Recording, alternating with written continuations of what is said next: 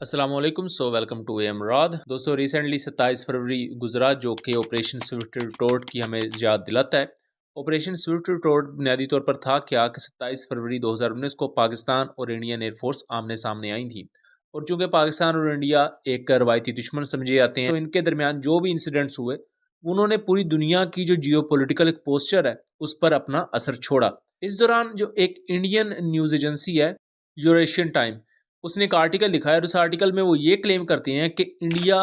इस वाक़े के 5 साल बाद यानी कि 2019 में ऑपरेशन स्विफ्ट रिटोर्ट हुआ, तब से लेकर अब तक इंडिया के पास कोई भी बेहतर air to air data link system नहीं है, और उस पर उन्होंने तनकीद की है। और यहाँ तक के Indian air chief RKS Bhadauria, उनका भी बयान इसमें मौजूद है। डाटा लिंक सिस्टम होता क्या है, ये किस तरह काम करता है, और इंडिया और पाकिस्तान जो डाटा लिंक सिस्टम्स यूज़ करते हैं उनमें क्या फ़र्क है, इसको लेकर आज बात करने जा रहे हैं।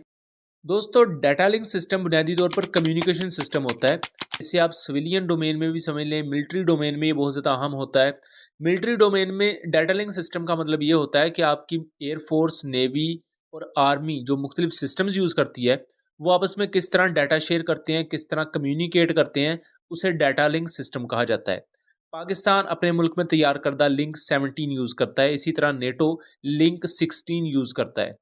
यहाँ लिंक 17 पाकिस्तान का चूंकि अपना एक सिक्योर डाटा कम्युनिकेशन सिस्टम है, और इसकी सिंपल सी मिसाल में मैं आपको ये समझा सकता हूँ कि अगर एक JF-17 एयरक्राफ्ट उड़ रहा है और वो अपने दुश्मन टारगेट की कुछ तस्वीर लेता है अपनी सर्विलेंस पोर्ट से, अब वो तस्वीर या वो जो डाटा है जो दुश्मन का उसके पास मौजूद है उसे वो अपने ग्राउंड सिस्टम तक भेजेगा, और ग्राउंड सिस्टम आगे उसे किसी भी दूसरे एसेट की तरफ ट्रांसफ़र कर सकता है। तो इस तरह डाटा को फ्रैक्शन ऑफ सेकंड में बहुत कम वक्त में इफेक्टिवली पहुंचाना होता है मुख्तलिफ सिस्टम्स के थ्रू मुख्तलिफ सिस्टम्स तक। और ये डाटा लिंक सिस्टम इतना सिक्योर और महफूज होना चाहिए कि दुश्मन के जो एसेट्स हैं, दुश्मन के पास जो ऑब्वियसली टेक्नोलॉजी मौजूद है, वो इसे जैम ना कर सके। तो यहाँ आपको एक बेसिक आइडिया हो गया होगा कि डाटा लिंक सिस्टम होता क्या है।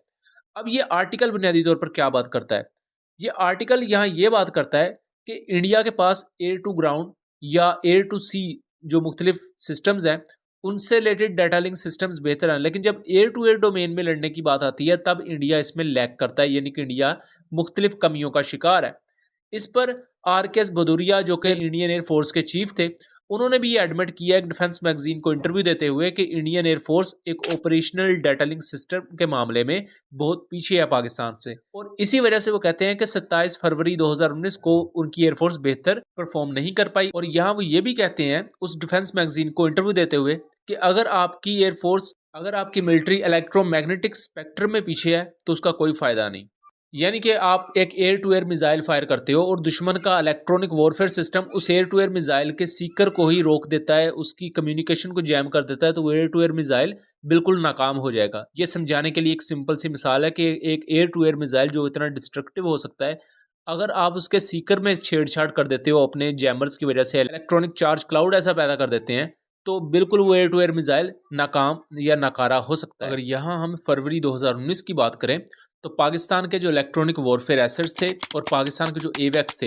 उन्होंने ना सिर्फ पाकिस्तानी एयरक्राफ्ट को बाकायदा पूरी की पूरी इंफॉर्मेशन प्रोवाइड की, उन्हें फ्रंट एंड के बारे में बहुत बेहतर तरीके से कम्युनिकेटेड इंटैक्ट रखा, बल्कि उसके साथ साथ जो इंडियन एयरफोर्स की कम्युनिकेशन थी उसे जैम कर दिया। अब अभिनंदन ने भी इसी तरह पाकिस्तान की सरहद क्रॉस कर दी और उसे यही नहीं पता था कि मैं इस वक्त उड़ कर रहा हूँ, बिकॉज उसका जो कम्युनिकेशन सिस्टम था वो जैम हो चुका था। इसी तरह इंडिया के SU-30 थे, उनके रडार तक जैम हो गए थे। तो यहाँ इस आर्टिकल में ये बात की गई है कि इंडिया जो वायु लिंक अपना कम्युनिकेशन सिस्टम यूज करता है, वायु लिंक आगे यूज करता है Indian regional navigation satellite system, जिसे नेविक भी कहा जाता है। अगर इंडियन साइड पर बात की जाए तो इंडिया इससे पहले रेगुलर डाटा लिंक सिस्टम को यूज करता था, बट लेटर ऑन 2023 में इन्होंने एक नया डाटा लिंक सिस्टम इंट्रोड्यूस करवाया जिसे वायु लिंक कहा जाता है। वायु लिंक अभी रिसेंटली इंट्रोड्यूस चूंकि करवाया गया है, तो ये कितना प्रैक्टिकल है, ये कितना ज़्यादा बेहतर है, ये अभी कहना मुश्किल है। लेकिन इंडियन एयर फोर्स इसके बारे में क्लेम करती है कि ये जैमिंग रेजिस्टेंट है।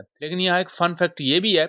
कि पाकिस्तान के लिंक 17 को आज तक कभी भी इंडियन एयर फोर्स जैम नहीं कर सकी, लेकिन इंडियन एयर फोर्स के जो डाटा लिंक सिस्टम थे उन्हें 27 फरवरी 2019 को पाकिस्तान एयर फोर्स ने कामयाबी के साथ जैम किया था। एंड यूरेशियन टाइम के आर्टिकल में भी तनकीद इसी वजह से है कि इंडियन एयर फोर्स के पास एक फॉर्मल डाटा लिंक सिस्टम मौजूद ही नहीं था, जैसे एक exclusive data link system Pakistan air force या पाकिस्तान की जो मिलिट्री ब्रांचेस वो यूज़ करती हैं, और इसी वजह से इंडियन एयरफोर्स सबकत हासिल नहीं कर सकी 2019 में। और इस डाटा लिंक सिस्टम या कम्युनिकेशन सिस्टम की वजह से ही आपको एक कॉम्बैट मैनेजमेंट प्लेटफॉर्म पूरे का पूरा मिलता है, जहां जहां आपकी naval force, land forces, air force मिलकर जितने भी ऑपरेशंस होती हैं वो सर अंजाम दे रही होती हैं, आपस में उनकी कम्युनिकेशन होती है। लेकिन अगर ये कम्युनिकेशन ना हो तो ऑब्वियसली आप दिफा के मैदान में ज़रूर कहीं ना कहीं मार खाएंगे, और उसका हमने रिसेंटली बहुत सी जगहों पर सबूत भी देखे। 27 फरवरी 2019 को उसका सबूत देखा हमने। यूक्रेन रशिया वॉर में इसके बहुत सी चीज़ें देखी हुई हैं कि रशियन एयर डिफेंस सिस्टम ने